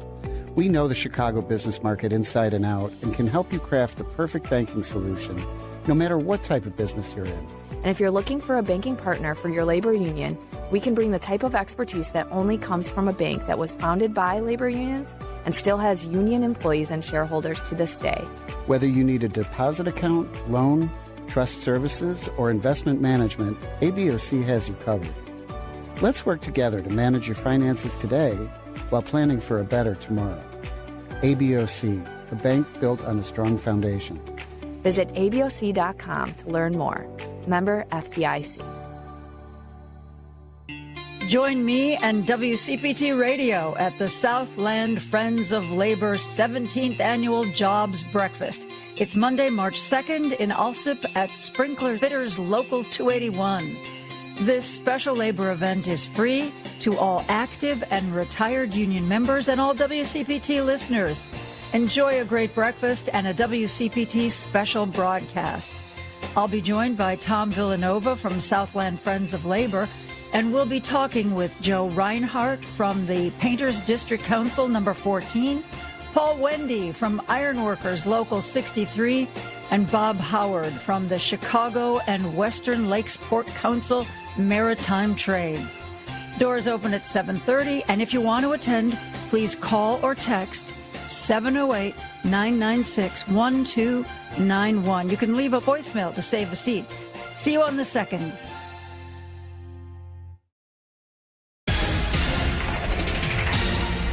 You are listening to WCPT 820. Here's the latest Chicago weather update. From the Weatherology Weather Center, I'm meteorologist Jennifer Wojcicki. We'll see a few scattered showers, maybe some thunderstorms possible late today. Otherwise, cloudy skies, a high into the mid-50s. Winds out of the east around 5 to 10 miles per hour. Then for tonight, a chance for showers and storms, cloudy, a low near 35. Friday, a slight chance for rain and snow mixing early. Otherwise, cloudy, high around 41 degrees. Saturday, partial sunshine, high of 39. That's your latest Chicago weather update. Currently, it's 39. If you want your children to read, remember, the special ingredient is you. Spend time with your family, building bonds through reading. Those stories, those memories will last forever. This message brought to you by the National Association of Broadcasters and this station. Just now, another kid dropped out of school. There's one every 20 seconds. If we do nothing, 3.5 million kids won't receive a diploma over the next 4 years. But there is someone who can change that. You. United Way knows that kids who have a caring adult in their life are more likely to make it. So make a pledge. Tutor. Mentor. Volunteer to read with children. And the difference between a dropout and a graduate could be you. Take the pledge to volunteer now at unitedway.org. Brought to you by United Way and the Ad Council. You're listening to WCPT 820 because facts matter. He's not here to yell. He's here to inform and maybe stir the pot. This is Choose Views with Richard Chu. Hey, guys, welcome back to the show. 773-763-9278 is the number.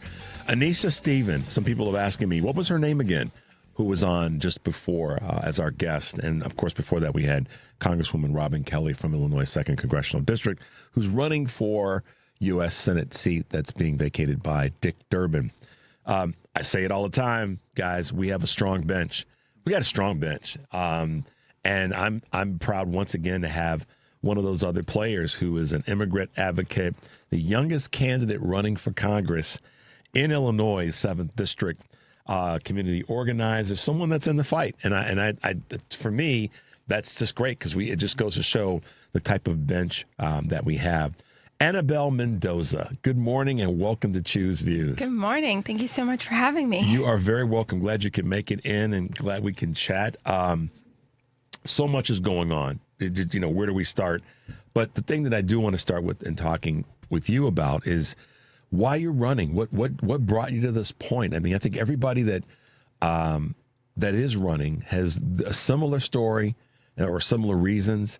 And they've got their own separate individual reasons why. So let's talk about both. Sort of the broader reason, but then the specific reasons why you've decided to run in this campaign. Politics is personal. We know that. And growing up in Chicago my entire life, I grew up on the Southwest side. I grew up in West Lawn, right by Midway Airport. So if you ever land in Midway Airport, that's the neighborhood that you're landing in. And I grew up in a working class, proud Latino family. I saw the struggles that my parents had to go through. They both worked full-time jobs. My dad would pick up extra shifts whenever he could, but still at the end of the month, they would keep a little whiteboard in our kitchen to track the dollars. And at one point, all we had left was $9. 3 little kids to feed. I'm the youngest of 3. And it meant that there were nights where my parents did not eat. They went to bed hungry. They made that sacrifice to make sure that me and my siblings were taken care of. And I think it's a sacrifice all parents would make for their babies. But this many years later, things have not gotten better. They've actively gotten worse for so many families. So my story is one of millions. And here in the 7th District, you are seeing so many hardworking families who are facing the crushing costs at every turn. And this fight, as I said, is personal. It is about how we make sure that our economy actually works for families, doesn't constantly cater to the top 10% and hoard wealth at the top, but actually works for us. I talk about this a lot in terms of, balance and making sure that everybody is part of this system and part of this working together and everybody benefiting. And we'll get into talking about Reverend Jackson in a moment. But one of the things that I've noticed in watching folks that are running in general, but certainly in this particular race, is that everybody is saying that the affordability conversation is at the top of the list for them. Yeah.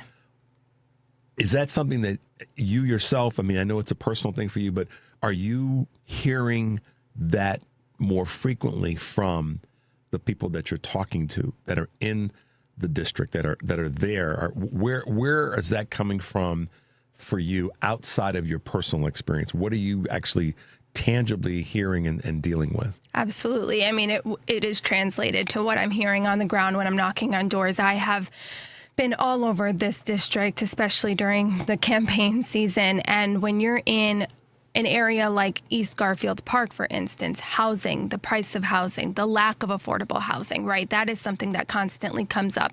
But you can go into also some of the more affluent areas of this district because it is a very diverse district. You have the richest parts of Chicago. You also have the most disinvested and neglected parts of the city as well. And even in those areas, you hear from young professionals too who are saying, I can barely afford my rent. It keeps going up. My paycheck just constantly goes to rent. It goes to these bills, my groceries. I have nothing left over. So it is a through line between different neighborhoods of this district. And I think at the same time, when we think about affordability, it is also related to some of the more national issues that we think about. Immigration, for instance. I work in the immigrant rights movement, but I have seen how much of our taxpayer dollars is wasted on a really punitive, deeply inhumane system. And that's money that isn't going to come back and be invested into our communities, into our schools, into our hospitals, into working families.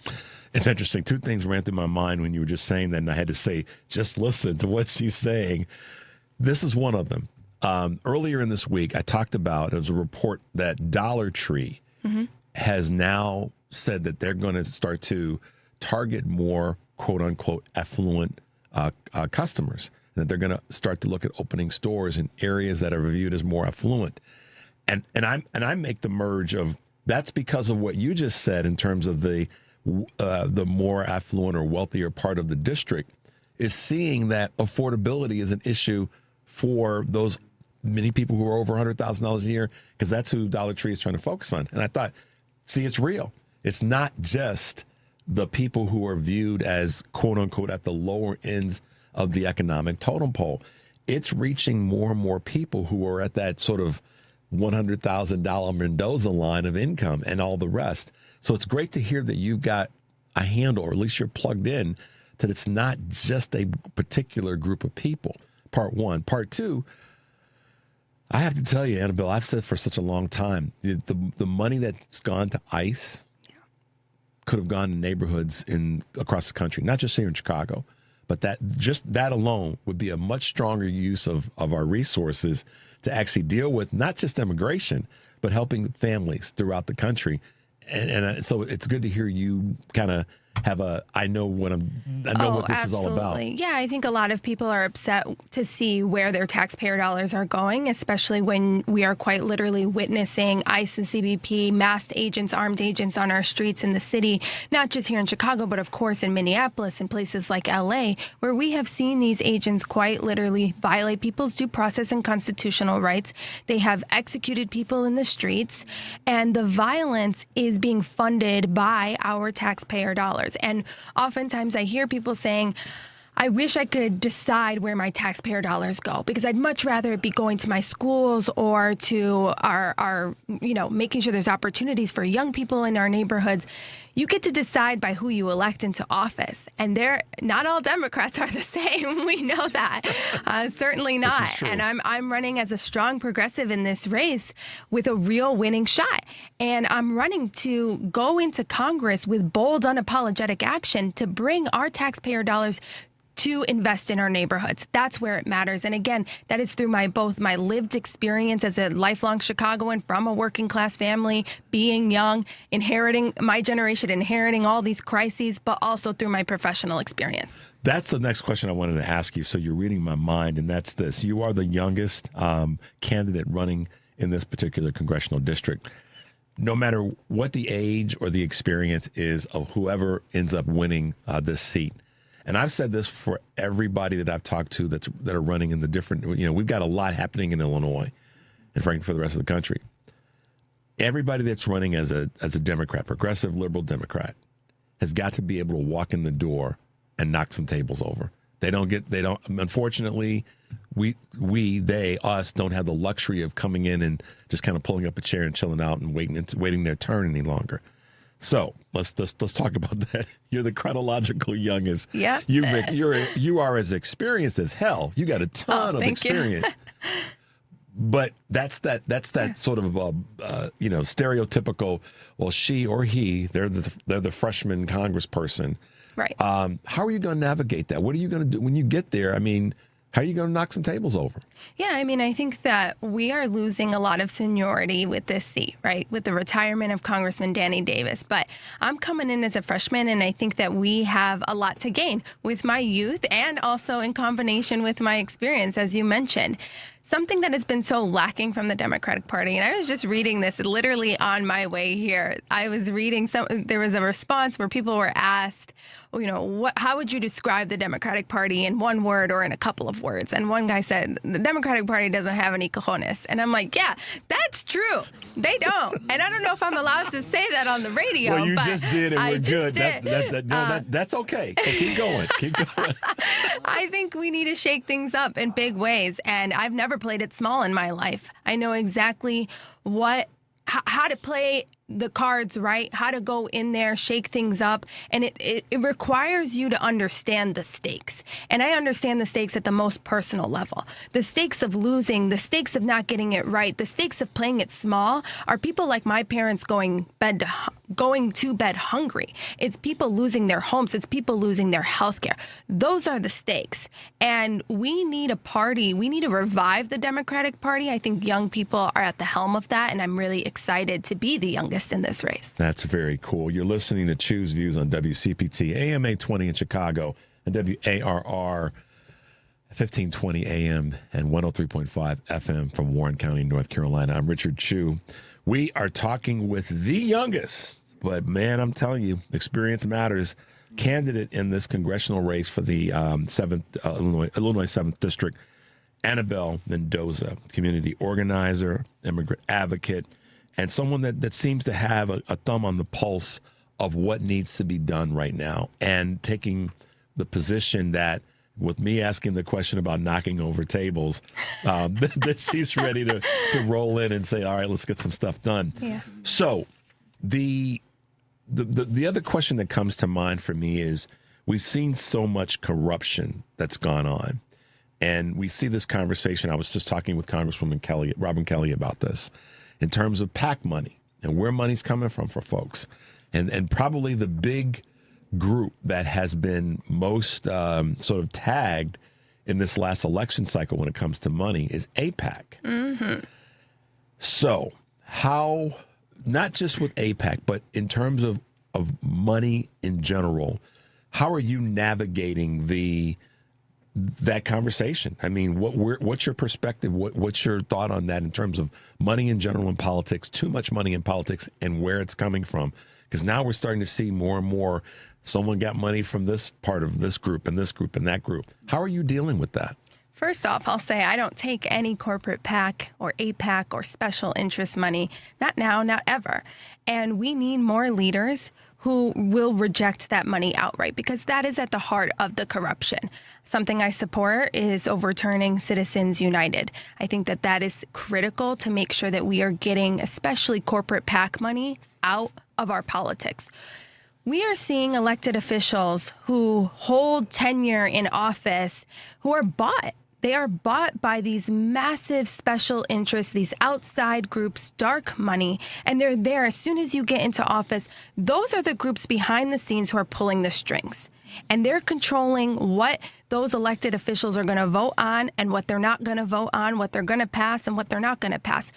When you sell out your values to other corporate interests that have no hand or stakes in your district or in the lives of those who call your district home, their only incentive is to get richer, then yeah, you're going to have elected officials who aren't actually looking out for your needs. Here in the 7th District, I want to be very clear, AIPAC is coming in very heavy. I'm sure folks saw the news before Melissa Conyers-Irvin. We had Jason Friedman, who has AIPAC-aligned donors. He is still in this race. He still has somewhere over $1 million in the bank. It's $1.3 million. Yeah, and Melissa Conyers-Irvin is now being heavily bankrolled by AIPAC and their Super PAC United Democracy Project, which is about to put a total between now and the primary, roughly $2.8 million to try to buy this seat. And we know that their agenda is really straightforward and simple. It is also insidious. They want to buy this seat, control who's in it, and be able to bankroll their priorities. Funding war crimes, funding genocide abroad. This is what we've seen these groups perpetrate. And you're one of the first, and I guess this is one of the things that when you were talking about the survey and the resulting comments, this is one of those things that a lot of people have not had the will to say, because it's out there that this particular group has been detrimental to the balance that's needed. And it's also been a deterrent for people getting involved in politics, because they're fighting this uphill battle against money coming from that specific organization and many others. I'm not just going to just trash one of them, but talk about the fact that it's the dark money. It's the money that is, when you peel back through 2 or 3 layers, you go, hey, wait a minute. And a good example is in Indiana, Bo Bai is running for Secretary of State as a Democrat. But one of our contributors and folks on the show, Kurt Mullett from Hoosier Blue 63, has said, wait a minute, let's peel back some layers. Come to find out that there's some indirect money going to him from some Republican organizations. Yep. Same thing's happening. Candidly, it came out that right here with the Senate race, Raja Krishnamurthy. Yep. Same kind of, you peel back a couple of layers, and yes, he gave the money back. But that's the concern. John Husted in Ohio, running for a U.S. Senate. Same thing again.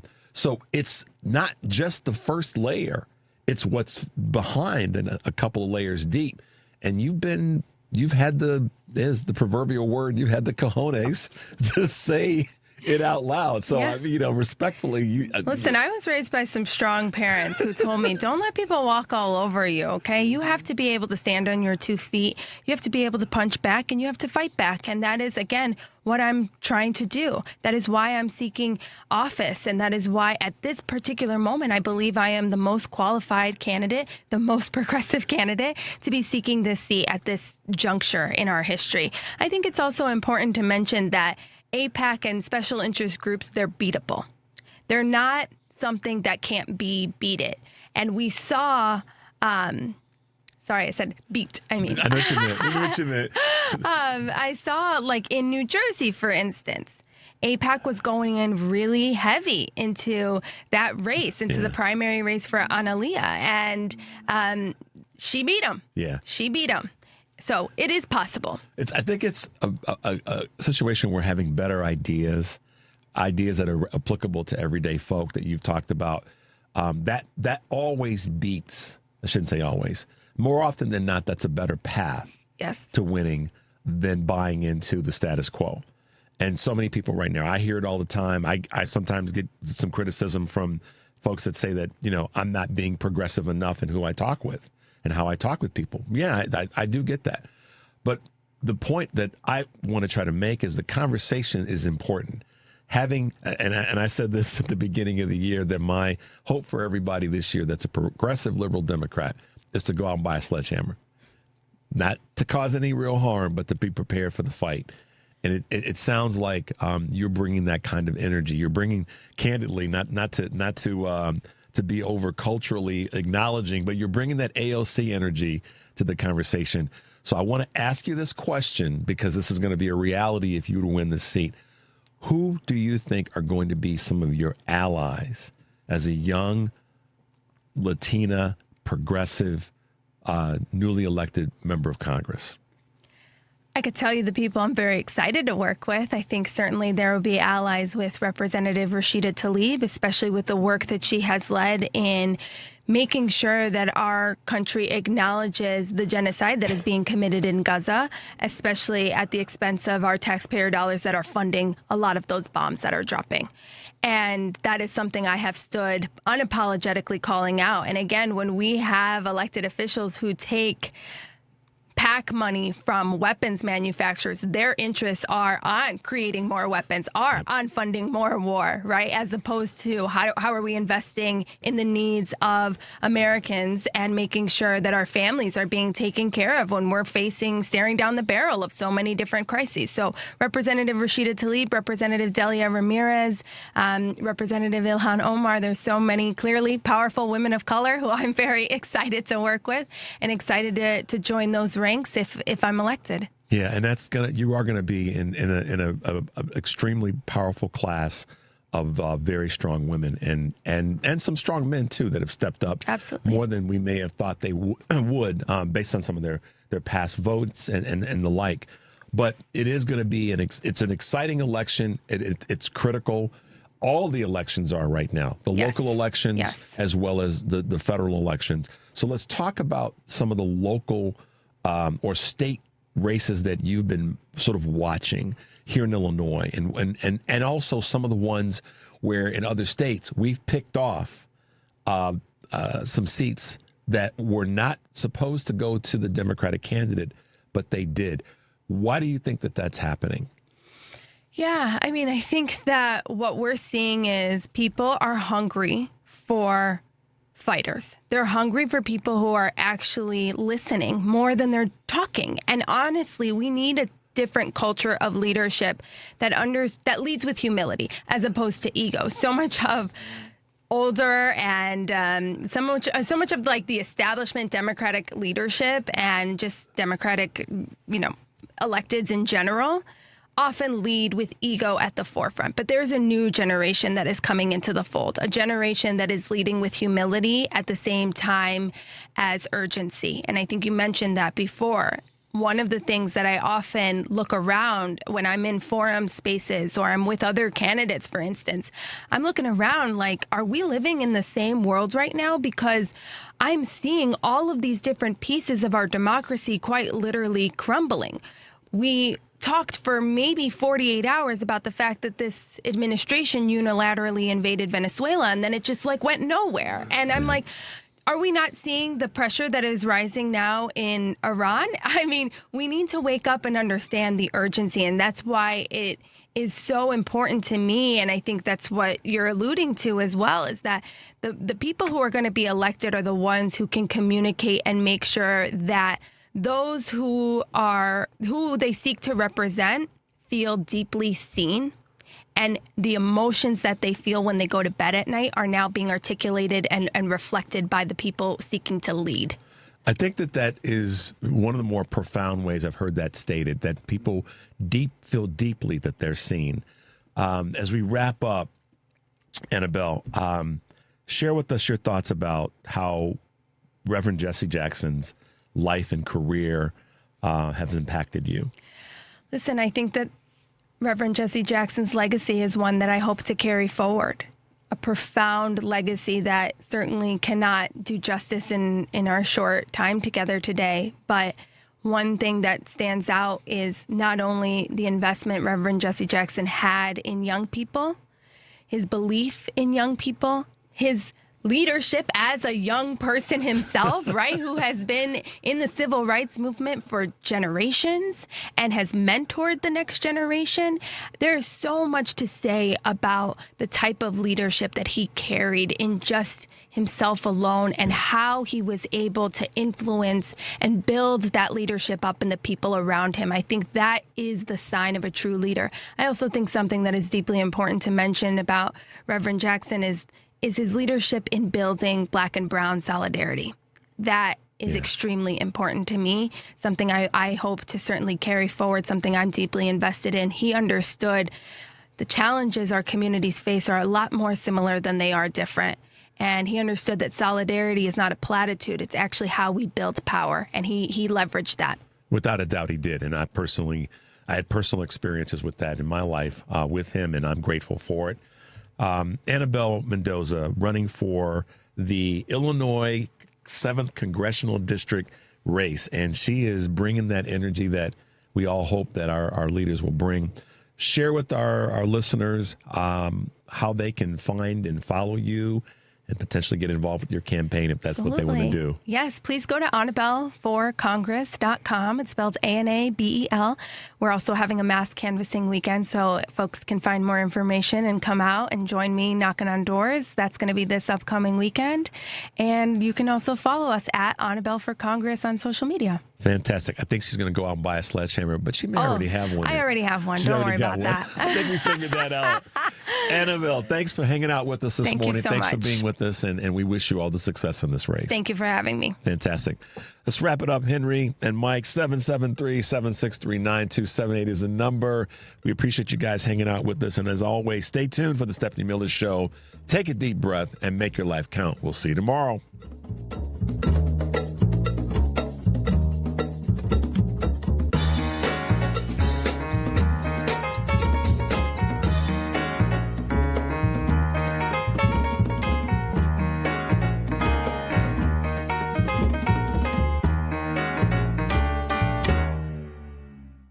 The Kane County Dems are proud to host the annual Truman Dinner on Sunday, March 8th from 4 to 7 p.m. at the Q Center in St. Charles. Keynote speaker will be Jason Crow, who has served as the United States Representative for Colorado's 6th Congressional District since 2019. In November of 2025, Crow was one of 6 people, all Democratic lawmakers, to be part of a video telling service members they can refuse illegal orders. As we look forward to the 2026 midterms, there is no better voice to help us fire up the grassroots and keep Illinois moving forward. Invited speakers will be Christian Mitchell, Lauren Underwood, Dick Durbin, Bill Foster, Tammy Duckworth, and Raja Krishnamurthy. Order your tickets today. Tickets sell out fast. The Kane County Dems will see you at the Q Center at 1405 North 5th Street in St. Charles on March 8th. Buy tickets at kanedems.org. Hey, Hey Chicago, Joe Fontana here, founder of Fry the Coop. At Fry the Coop, we serve the best chicken sandwiches in the world. And no, that's not an opinion, that's a fact my taste buds personally signed off on. At Fry the Coop, we hand bread every single piece of chicken, double fry it in 100% beef tallow, and we hit it with our secret Fry the Coop spice rub like it owes us money. The result? A Fry the Coop sandwich so crunchy, juicy, spicy, sweet, salty, and savory, it feels illegal. Fry the Coop has a one-of-a-kind sandwich that makes your taste buds high-five each other. Don't like it? No problem. We guarantee happiness or your money back. But don't worry, you're not going to need it. We now have 10 Fry the Coop locations around the Chicagoland area. So no matter where you're at, there's a good chance there's a Fry the Coop 15 minutes away. And we're a local Chicago company, born and bred, for the people, by the people. So come down and support your local boys and get the best chicken sandwich in the world. Right here in Chicago, right here at Fry the Coop.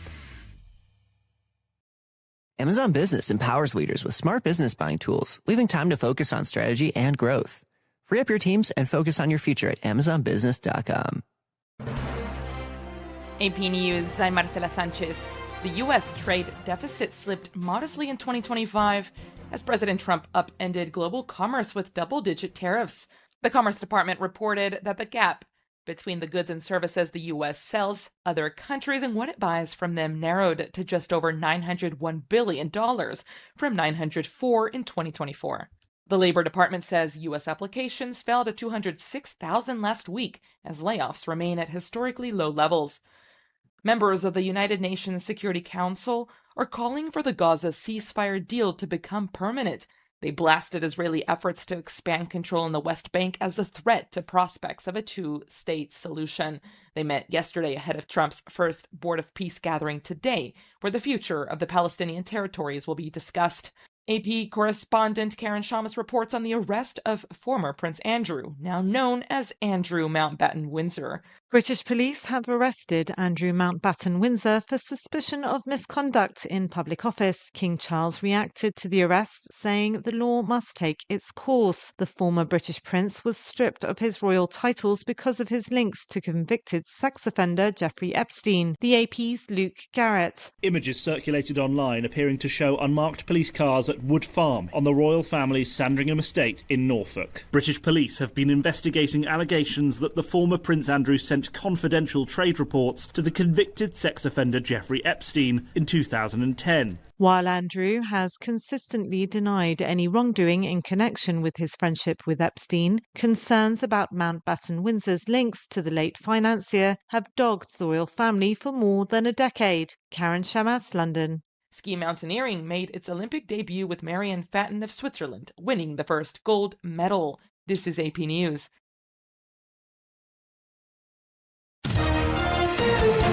AP Sports, I'm Gethin Coolbaugh. Quinn Hughes scored 3:27 into overtime to help the United States advance to the Olympic men's hockey semifinals with a 2-1 victory over Sweden. We're resilient, and I think you saw us, kind of with that no-regret mantra in overtime. Canada defeated Czechia 4-3 in OT to reach the semifinals. U.S. star Michaela Schifrin became a 3-time Olympic champion with an emotional slalom win. College basketball, Creighton handed number 5 UConn its first home conference loss, 91-84. Bruce Meyer was promoted to interim director of the Baseball Players Association a day after Tony Clark's forced resignation. NFL, the Seattle Seahawks are going up for sale in accordance with the wishes of late team owner Paul Allen. And NBA, Sacramento Kings center Domantas Sabonis and guard Zach LaVine will miss the rest of the season after undergoing surgeries. I'm Marcela Sanchez.